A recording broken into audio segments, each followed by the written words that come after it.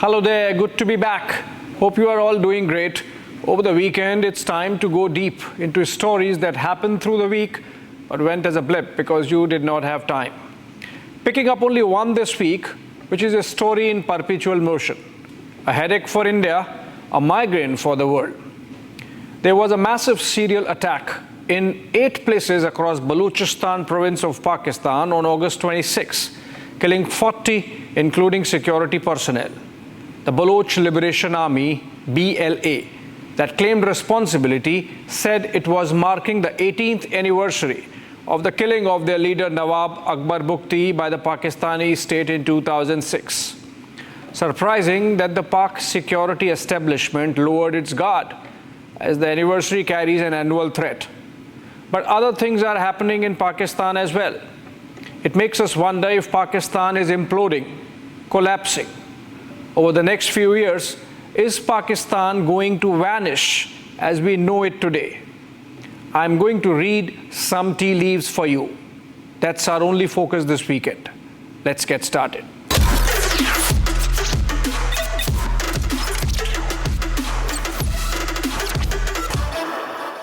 This week saw a series of bombings and suicide attacks across Baluchistan, rattling the Pakistani state.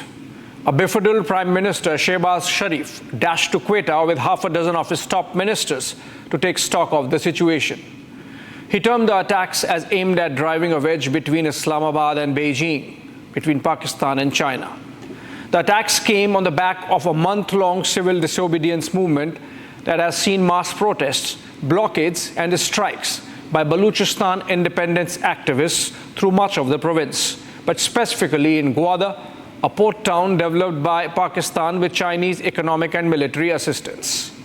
Balochis resent the Pakistani state's exploitative relationship with their resources-rich province, much like the Bengalis of the then East Pakistan did with the Punjabi West Pakistan, leading to the emergence of Bangladesh in 1971. The insurgency has been going on for decades, led by the famous tribes of Buktis and Maris, among others. But what has changed recently is the shaping up of a civil society resistance that is largely non-violent and is led by the educated middle class. Mehran Baloch represents that face of this resistance. The Pakistani state, specifically the Pakistan Army, is clueless on how to deal with this. Mass mobilization that has the veneer of constitutional civil disobedience within the framework of legitimate human rights challenges the state's narrative of normalcy, at the same time prevents a massive crackdown. While the violent bombings and similar attacks get a kinetic response, the Pakistani state has shown itself to be lacking in intellectual bandwidth to deal with what Mehran and her supporters have achieved. This even as 2 parallel violent movements are on in Baluchistan and Khyber Pakhtunkhwa provinces, by Balochis and Pashtuns respectively.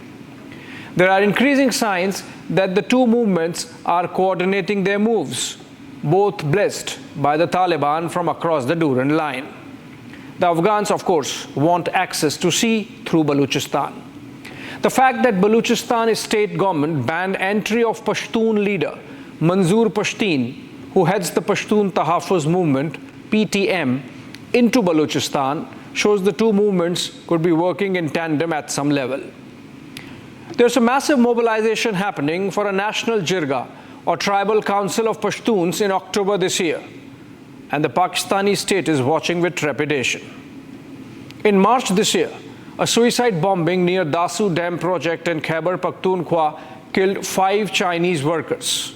The convoy was moving through the Karakoram highway, which connects China to Pakistan via the Pak-occupied Jammu and Kashmir, as part of the China-Pakistan Economic Corridor.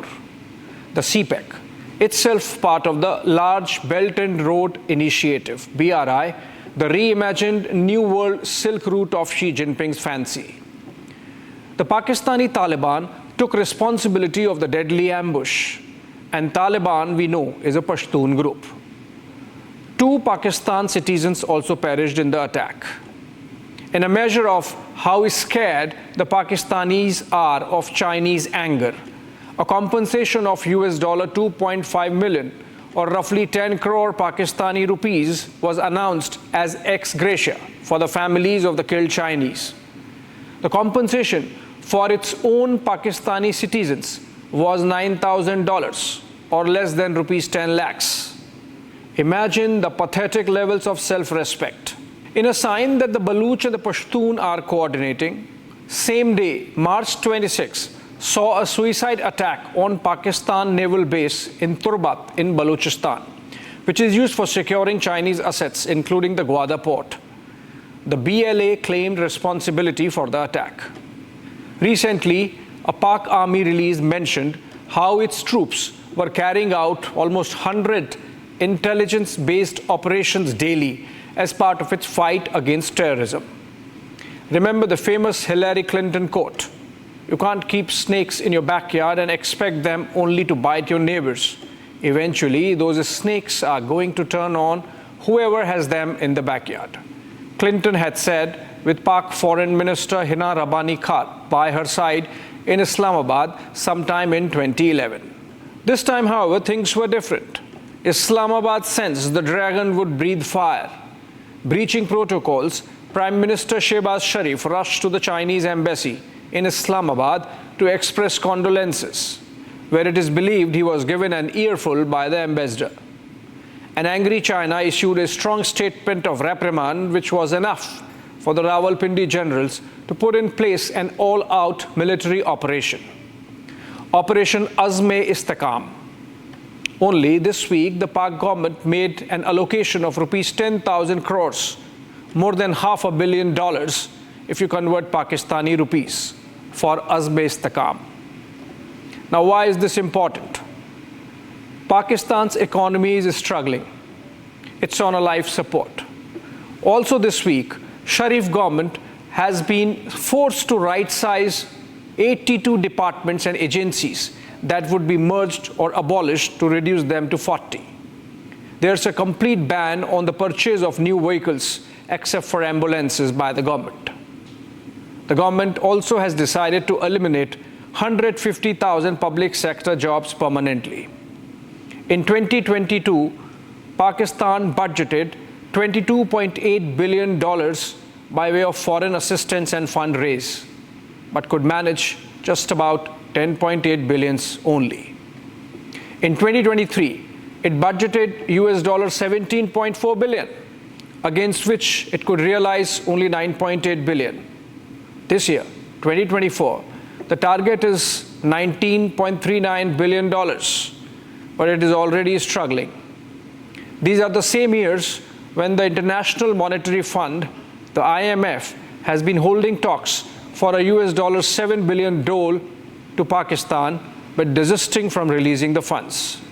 It's like Tariq pe Tariq. IMF was supposed to discuss final disbursal of the emergency loan on Friday. That is yesterday, but it deferred it to next week or next month. You know why? Pakistan's friends, Saudi Arabia, United Arab Emirates, and most significantly, China, did not send letters supporting a debt restructuring of their individual loans that would have made IMF release the tranche. The so-called friends are wary of third round of rollover of debt. Bear with me as I quote extensively from an editorial in the Pakistani newspaper Dawn of August 26. It said, "A friend in need is a friend indeed, and China, Saudi Arabia, and the UAE have helped last couple of years to avert sovereign default. Of late, though, they appear to be a bit hesitant to lend a helping hand as promptly. Little wonder these nations have not yet intimated the IMF of their decision to roll over their combined existing debt of $12 billion for another year." This is said to be one of the reasons the fund removed Pakistan from the agenda of its August 30 Executive Board meeting, where it was expected to sign off on the recently concluded staff-level agreement for a new bailout package of $7 billion over the next 37 months. The Dawn edit further says that the experience of dealing with the IMF and the bilateral lenders during the last few years underlines Pakistan's decreasing geopolitical influence that was once considered sure insurance for significant financing from a range of Western and Arab lenders and donors whenever required. Today, we find ourselves in a situation where Sri Lanka was a year ago after it declared bankruptcy. For the last 3 years, our foreign policy has revolved around just one point: how to borrow and from where to borrow. The situation has become untenable. It is time we tried to change and stand on our feet rather than look outside for charity. Ends the pensive editorial. Charity? Have you forgotten the Katora Khan memes? Not in jest, but seriously, there was this report recently that said that up to 90% of those caught begging in Saudi Arabia, UAE, and Qatar happen to be of Pakistani origin, happen to be Pakistani citizens. Not just that, a majority of pickpockets around the Grand Mosque in Mecca happen to be the Pakistanis. And both the Saudi and Emirati ambassadors raised it with Pakistani authorities in Islamabad. The issue got discussed in Pakistan's National Assembly amid some shame, prompting the Sharif government to cancel 2,000 passports that happened to be of professional beggars, traveling as far as Japan in some cases. Imagine the pathetic levels of self-respect. Irrespective of whether Pakistan defaults and goes bankrupt or is rescued by its friends, today it has surrendered a good measure of its sovereignty to China. Just hypothetically, if Pakistan were a corporate entity, the Chinese could buy a controlling stake if they converted their debt to equity. Not that they don't already. Only this month, Sharif said that while repairing relations with America is important, it cannot be at the expense of the Chinese. That was on August 4. He had written a letter to China just a couple of days before, requesting the debt rollover. Pakistan's finance minister followed it up with a personal visit to Beijing to somehow cajole the Chinese. It's August end already. The Pakistanis are still awaiting a response. Ditto for Saudis. With the Beijing and Riyadh assurances not materializing, Pakistan has been forced to open talks with private banks in the UAE this week for $4 billion worth of loans to tide over the crisis. So much for the deepest friendship and the Ummah. Ultimately, it's about everyone realizing that Pakistan is no more a good bet. It's a default economy and a failed state, or very close to becoming both. There is a message in the timing of the Baluchistan bombings.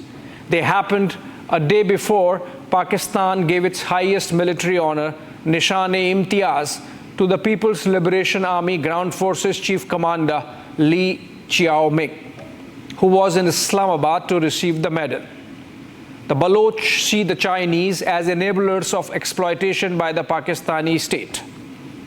In one of the August 26 incidents, 23 laborers of Punjabi origin were gunned down after their bus was cordoned by the Baloch insurgents. They were headed to some Chinese projects along the CPEC, which, by the way, has tapered off in terms of investments. Originally billed to be $65 billion, total investments are stuck at $25 billion, and the Pakistanis are paying through their nose even for those owing to built-in debt. Chinese have realized that the Pakistanis cannot handle security of CPEC projects and its citizens. They have lost at least 19 of their nationals in the last couple of years.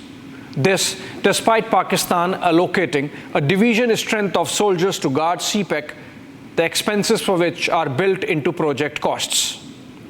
After the Dasu attack, the Chinese helped Pakistan Army raise a special protection unit, bankrolling its training and weapons just to protect Chinese citizens in Islamabad. A similar special protection unit is being raised for securing Chinese nationals in Baluchistan. Chinese nationals usually move between cities in bulletproof vehicles with a police escort. All the shops and roadside restaurants close along the 5 to 6 kilometer long distance whenever the Chinese travel from the port to the airport, for example, in Gwadar. I'm quoting Chinese Foreign Ministry spokesperson. China is ready to further strengthen counter-terrorism security cooperation with the Pakistani side in order to jointly maintain regional peace and security. Lin Jian, the spokesperson, told a regular news briefing a day after the attacks in March. China is already providing money for the capacity upgrade of Pakistani security apparatus, all built into the CPEC projects, of course. Are we far from China deciding to have boots on the ground? I'm not sure. But where's any sovereignty left for Pakistan anyway? Imagine. This is not to show Pakistan as a victim. If anything, Pakistan finds itself in a mess of its own making, a pit it dug for itself. This has happened due to a philosophy of the Pakistani ruling elite. Close watchers of Pakistan in the global geostrategic community have a phrase for the philosophy: sleep with anyone so long as you can harm India. This show has earlier pointed out how it was no coincidence that terror attacks spiked in Jammu immediately after Pakistan Prime Minister Shehbaz Sharif's visit to Beijing in June. Imagine, a whole country was given to them in 1947, and the mess they have created out of it. It's turned into a rootless wonder. Pakistan's history textbooks still teach of the nation abruptly emerging from an Arab raid in Sindh led by Muhammad bin Qasim in 712 CE, Common Era. Pakistani children are taught that Pakistan as a nation has its roots in deserts of ancient Arabia, that its founder was an Arab called MBQ, Muhammad bin Qasim, not Muhammad Ali Jinnah. This struggle for identity and consequent insecurities proved a fertile ground for dictators and generals to fashion the Pakistani state as an appendage to the general headquarters. As the adage goes, nations have armies. In the case of Pakistan, army has a nation. Islamization went out of control. General Ziaul Haq's children morphed into a hydra-headed terror factory with 80 national or international proscribed terrorist organizations in Pakistan at last count. 44 of them are active, with just about half a dozen against India, rest all against Pakistan itself. Between Islam and hate for India, the Pakistani army created a space for itself which has become self-perpetuating. It is likely that the terror spike in Jammu is aimed at eliciting an Indian military response. I'll explain to you why. Because if you look at it, narrative-wise, the Pakistan army is losing everything. Not that it has ever won a war, but at least it controlled the narrative till recently. Imran Khan experiment has put paid to that control also. Having failed to nail down the Khan, despite his incarceration, in good measure owing to the internet era that Pakistan army cannot control, the generals were twiddling their thumbs when the Baluchistan and Pakhtunkhwa movements have picked up steam. In an unheard of development this month only, a former ISI chief has been arrested and is facing a court-martial. General Faiz Hamid was picked up while having a halal drink in the Rawalpindi officers' mess. In the Pakistan-occupied Jammu and Kashmir, we had recently shown how there's a strong resistance to entry of Pakistani soldiers in many pockets. POJK is reverberating with Azadi calls. Hum kya chahte Azadi from Pakistan.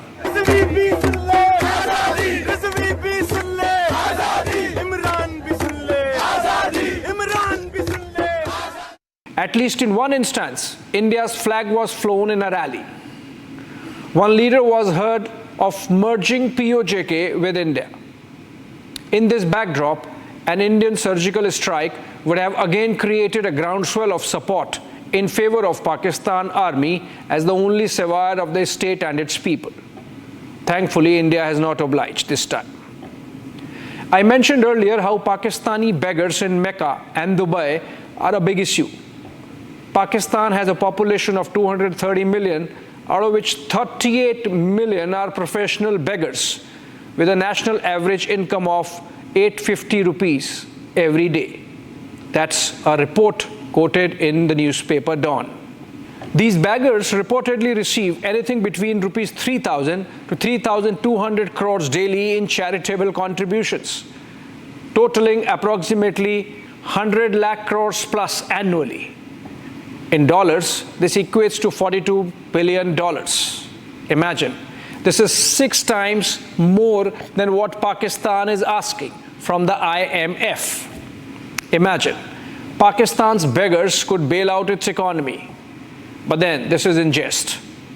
It is to the misfortune of India that we have to put up with a neighbor like that. Even good fences do not make for a good neighbor. It costs about rupees 2 crores per kilometer to create those steel barbed wire fences with floodlights across Pakistan-India 3,000 kilometer long border. That's about rupees 6,000 crores India spends to keep Pakistan at bay. You know why Pakistan does not need to put up a fence of its own? Just psychologically.